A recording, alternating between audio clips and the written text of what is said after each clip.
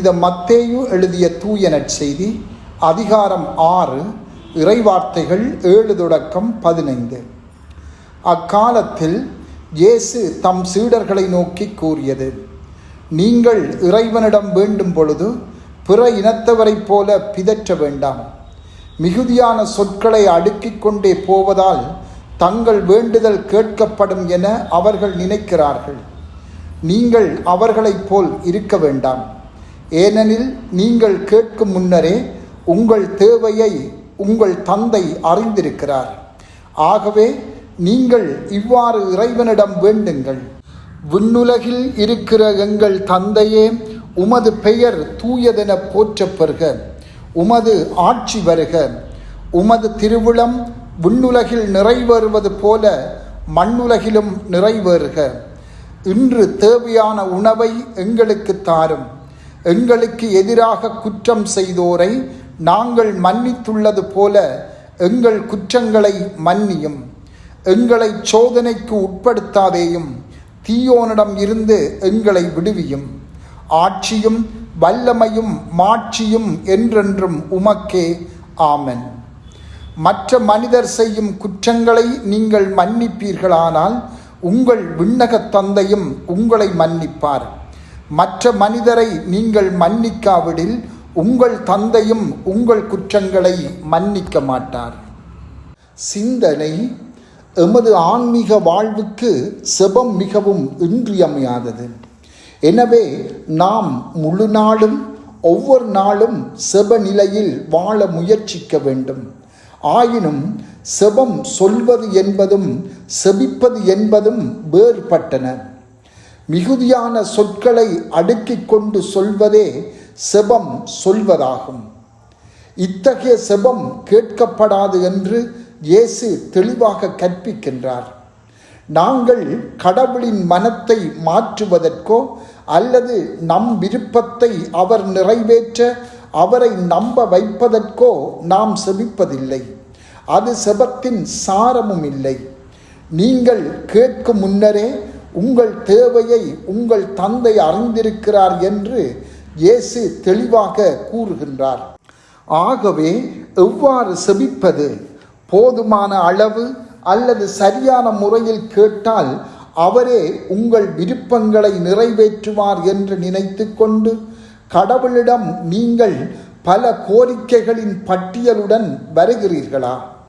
தான் கேட்பது தனக்கு கிடைக்கும் வரை அடம் பிடித்து அதை தன் பெற்றோரிடம் இருந்து பெற்றுக்கொள்ளும் ஒரு குழந்தையைப் போல நீங்கள் தம்மிடம் கேட்க வேண்டுமென்று கடவுள் விரும்புகிறாரா?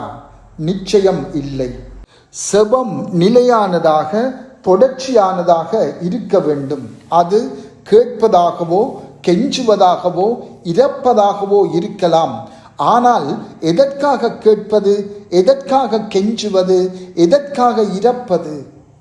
நாம் எது சிறந்தது என்று நினைக்கின்றோமோ அதற்கு இசைவாக இருக்கும்படி கடவுளை கெஞ்ச வேண்டுமா? இல்லவே இல்லை.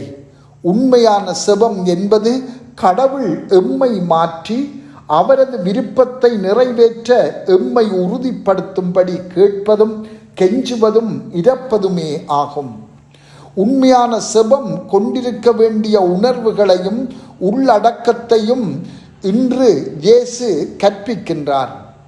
அது கடவுளை எங்கள் அன்புள்ள தந்தையே என்று அழைப்பதோடு தொடங்குகின்றது. அவர் விண்ணகத்திலே இருக்கிறார். அவர் எங்களை கடந்து இருந்தாலும் எங்களுடன் நெருக்கமாக அன்புள்ள தந்தையாக இருந்து தம் பிள்ளைகளாகிய எங்களை காத்து வருகின்றார். அவர் தூயவர், எல்லா வகையிலும் நிறைவாயிருக்கின்றார். இதற்காக நாம் அவரை ஆராதிக்கின்றோம். அவர் பெயர் தூயது என்று அறிக்கையிடுகின்றோம். செபத்தில் நாம் கடவுளிடம் என்ன கேட்கிறோம்? உம்முடைய திருவிழம் நிறைவேறட்டும் என்றுதானே கேட்கிறோம். அவருடைய ஆட்சி எம் வாழ்வில் நிறுவப்படும் போது அவர் நம்மை ஆட்சி செய்து நாம் அவருடைய கட்டளைகளுக்கு கீழ்ப்படிந்து வாழும்போது அவருடைய சித்தம் நிறைவேறுகின்றது. எமது அன்றாட உணவுக்காகவும் நாம் மன்றாடுகின்றோம். இந்த அன்றாட உணவு என்பது எமது அன்றாட ஆன்மீக உடல் சார்ந்த தேவைகளை உள்ளடக்கும். ஆண்டவருக்கு நாம் பிரமாணிக்கமாக இருக்கும்போது அவர் எம்மை ஒருபோதும் கைவிட மாட்டார் என்று நாம் நம்ப வேண்டும். அவர் எப்போதும் தந்து கொண்டே இருப்பவர். எங்களுடைய மிகப்பெரிய தேவைகளுள் ஒன்று மன்னிப்பாகும். நாங்கள் பாவம் செய்கிறவர்கள். எங்களுக்கு இரக்கம் தேவை. அதை ஆண்டவர் மட்டுமே வழங்க முடியும். ஆயினும் அவருடைய மன்னிப்பு ஒரு நிபந்தனையோடேயே வருகிறது. அதாவது மற்றவர்களையும் நாம் மன்னிக்க வேண்டும். நாங்கள் மற்றவர்களுக்கு மன்னிப்பை வழங்காத போது நாங்கள் அதை முழுமையாக பெற்றுக்கொள்ள முடியாது. மன்னிப்பை ஒரு முறை பெற்றுவிட்டால் அது நம்மை ஆழமாக மாற்றி விடுகிறது. அந்த மன்னிப்பு எங்களிடம் இருந்து மற்றவர்களுக்கு வழிந்தோட வேண்டும். ஆண்டவரின் செபம் இறுதியாக தீமையையும் எங்களை சூழவிருக்கும் சோதனைகளையும் ஏற்றுக்கொள்கிறது. ஆண்டவரின் அருள் மட்டுமே இந்த பாவ கண்ணிகளில் இருந்து எம்மை காக்க வல்லது. இந்த உண்மை ஆண்டவரின் அருளிலும் காவல் தூதர்களின் காவலிலும் அவர்களின் வழிநடத்தலிலும் தங்கி வாழவும் எம்மை இட்டு செல்லுகின்றது. இன்று நாங்கள் எவ்வாறு செபிக்கிறோம் என்று, சிறப்பாக ஆண்டவரின் செபத்தை எவ்வாறு செபிக்கின்றோம் என்று சிந்திப்போம்.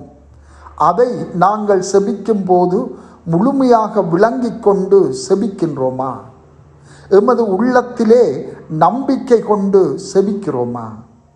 செபம்.